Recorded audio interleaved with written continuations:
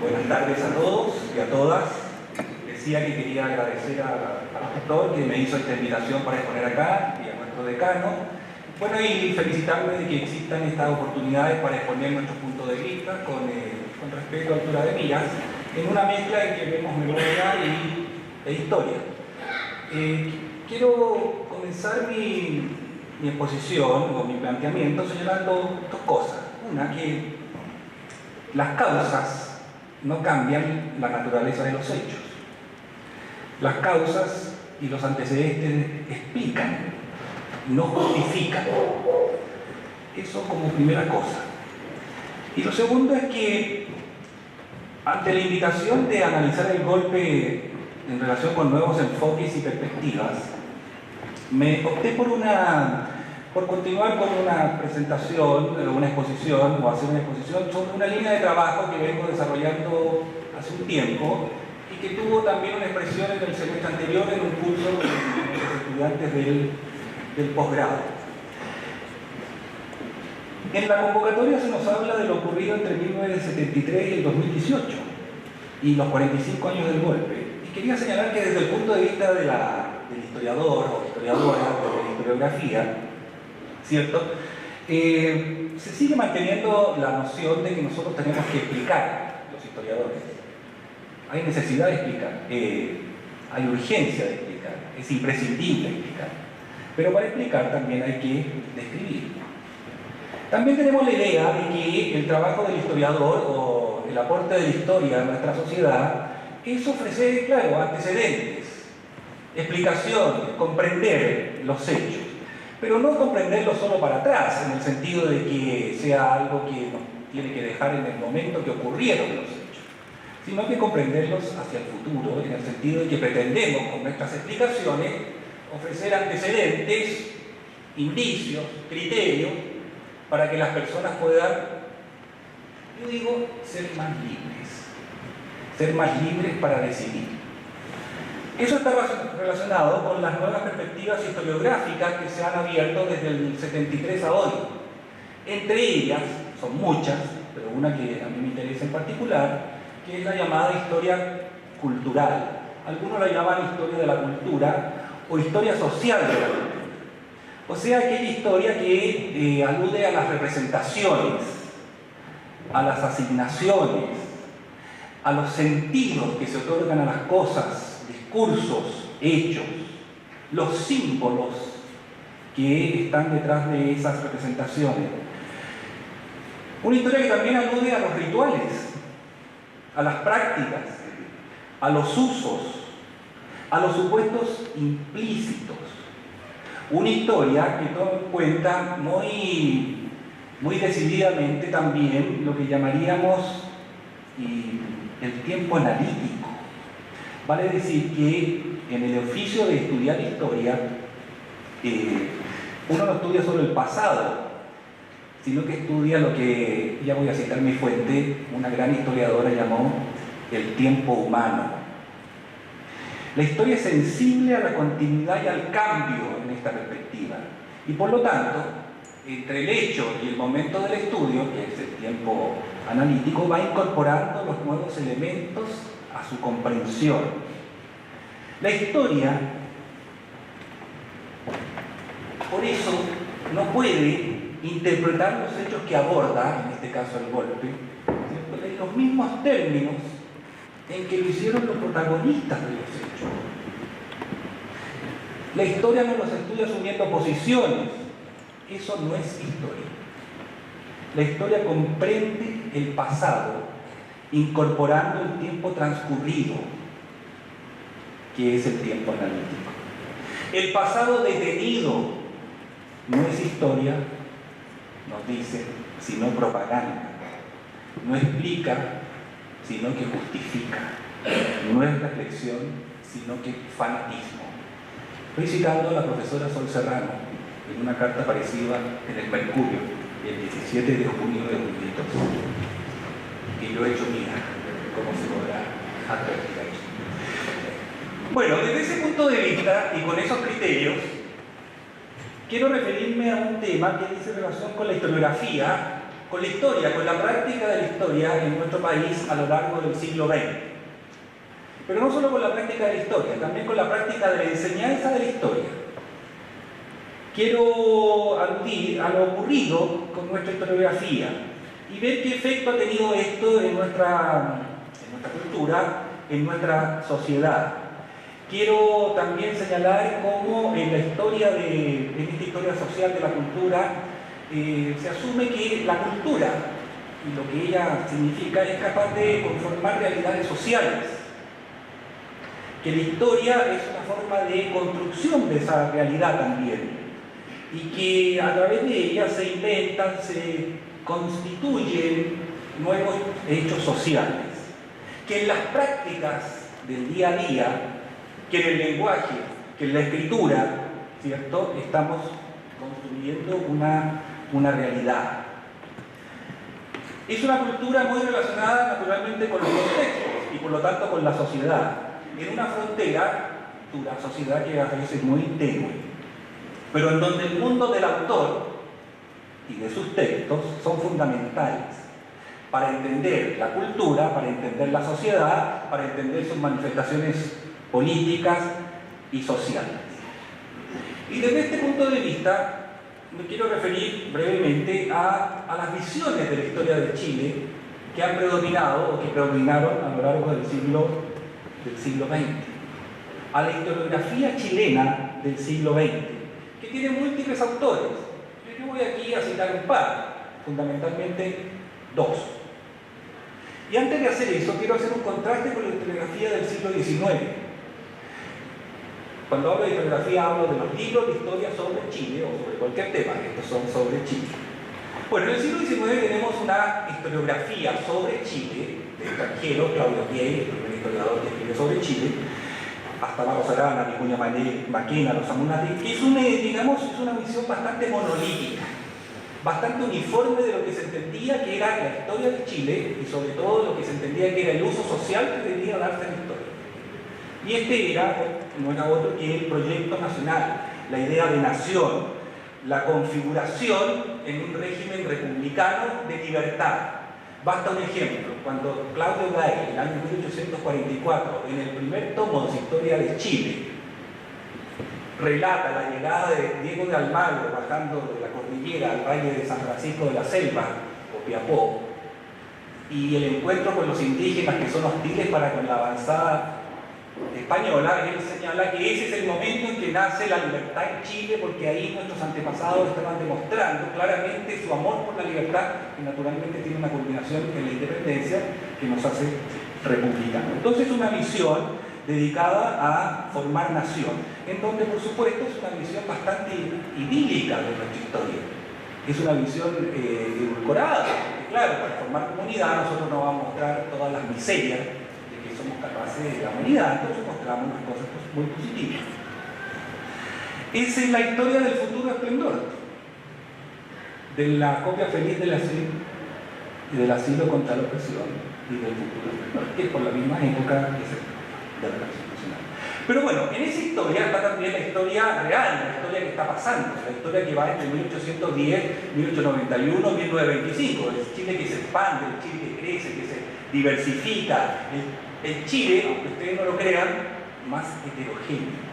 Y ese Chile genera una nueva forma de la historia, que es la historia del siglo XX, y que nace, si pudimos decir un hito, con Alberto Edwards, en su fronda aristocrática, pero que tiene exponentes también en Encina y otros. Jaime Zaguirre. Pero está también ese Chile de Julio César Llobet, historiador marxista, de Marcelo Segal, historiador marxista, ¿cierto?, de Luis Vitali. Es el Chile también de los historiadores del pedagógico, la escuela del pedagógico, Sergio Villalobos, Álvaro Jara, Guillermo Fenudú, Donoso, Pereira Sala, muchos. Entonces uno empieza a apreciar cómo la historiografía del siglo XX ya deja de ser una visión monolítica de Chile. Ya no es el Chile que todos conocemos, ya no es la historia general de Chile, como se había escrito en el siglo XIX. Es una realidad historiográfica mucho más plural, con visiones muy contrapuestas. Por ejemplo, la visión hispanista, conservadora, aristocrática, como se han escrito, Edwards, Izaguirre, Encina, podemos agregar otro, y la visión marxista, lo que ya he citado, o la visión estructuralista, que sería la del pedagógico. Pero sobre todo las dos primeras que he mencionado, la de Izaguirre por un lado, Jaime Izaguirre, y Llobet, Julio César Llobet por el otro, como epítomes de lo que quiero señalar, son visiones muy contrapuestas, y las dos son visiones muy críticas. En el caso de Izaguirre es antimodernidad, francamente, ¿cierto? Antidemocracia, antimasificación, laicización de la sociedad. Y en el caso de Llobet, como se señaló por aquí antes en alguna de las presentaciones, es una visión que desprecia o que relativiza el sistema democrático existente en Chile. Y su libro clásico, El ensayo crítico del desarrollo económico social de Chile, así lo señala una y otra vez. Son visiones entonces críticas en donde las personas que escriben van no solo criticando la democracia, van mellando el valor del sistema republicano y la modernización que ese sistema trae consigo, como es el caso de Izaguirre, o en el caso de Llobet, critican esto que él llama, ¿cierto?, un simulacro de democracia. Esto nos permite hacer la genealogía, digámoslo así, la anticipación, el derrotero de una tragedia, de una crisis, de la violencia. Porque en lo que son algunas de las corrientes predominantes, si no la predominante, en nuestra historiografía, ¿cierto?, el sistema republicano, del cual tan orgullosos nos hemos sentido siempre, incluso en medio de la dictadura, aparece criticado, menospreciado, devaluado a cada momento. Sumemos a eso los ensayos que comienzan a aparecer a fines de la década del 50, que ya no son solo de historiadores, pero que incluyen historia, como el ensayo de Aníbal Pinto, Chile, un caso de desarrollo frustrado, el ensayo de Ricardo Lagos Escolar, La estructura económica de Chile, o el ensayo de Jorge Ahumada, En vez de la miseria. Y entonces, si a eso agregamos muchos otros ensayos, no solo la historia, sino que la parte de lo que llamamos las ciencias sociales, y como diagnóstico del Chile de esa época, que algo también se ha comentado, digámoslo así, que critica duramente, acerbamente, la sociedad en que vivimos, el sistema en que vivimos. A eso agreguemos otro elemento, la forma de enseñanza de la historia. Yo iba a decir del siglo XX, pero uno podría decir desde siempre. Una forma, ¿cierto?, en donde predomina el positivismo, la crónica, el personaje, el hecho.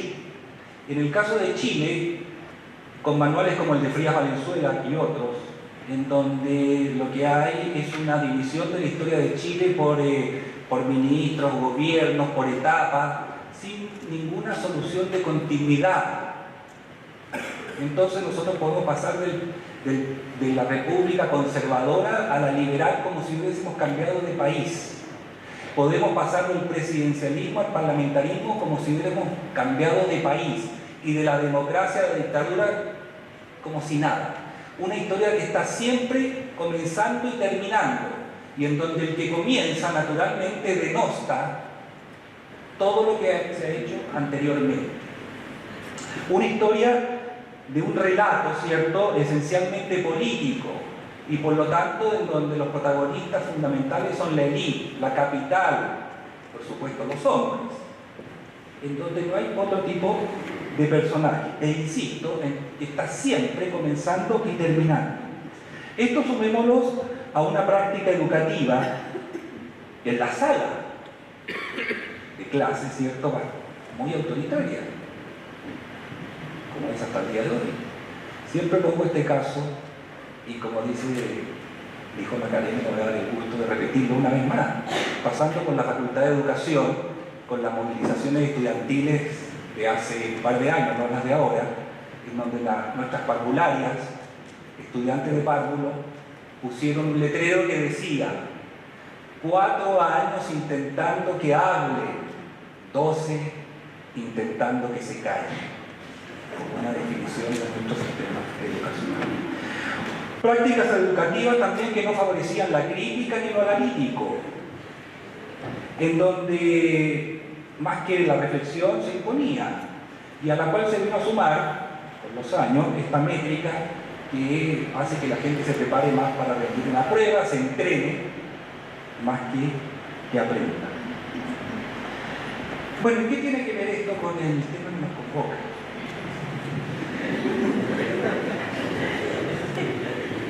Bueno, la tesis es que ni la historiografía ni la educación contribuyeron mayormente a la preservación del sistema republicano y democrático. Porque una y otra nos enseñaban no solo que este era crítico, decadente, añejo, sino que la otra también decía que esto podía terminarse así como había ocurrido tantas veces.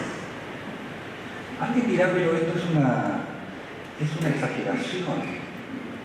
¿Cómo va a suponer este señor, según el decano ha escrito tantas cosas, que esto puede ser causa del golpe? No es la causa del golpe. Pero sí es un antecedente que entre las nuevas perspectivas historiográficas debemos considerar para entender por qué, como aquí se ha dicho también, y creo que en eso coincidimos mucho, hubo una pérdida de confianza de todos los sectores en nuestro sistema. No digo que estuviésemos siendo educados para eso, no, pero sí afirmo que no estábamos siendo educados para preservarlo. Yo soy profesor de Historia, Geografía y Educación Cívica en esta universidad y estoy muy orgulloso de serlo, pero les puedo garantizar que creo que no me enseñaron jamás educación cívica. Y en el sistema escolar tampoco. Voy terminando con 2 o 3 ideas. Estas visiones de la historia, que he resumido, ahí están los libros, Panamérica del Dolor, Fisonomía Histórica de Chile, son una cosa terrible, un apocalipsis.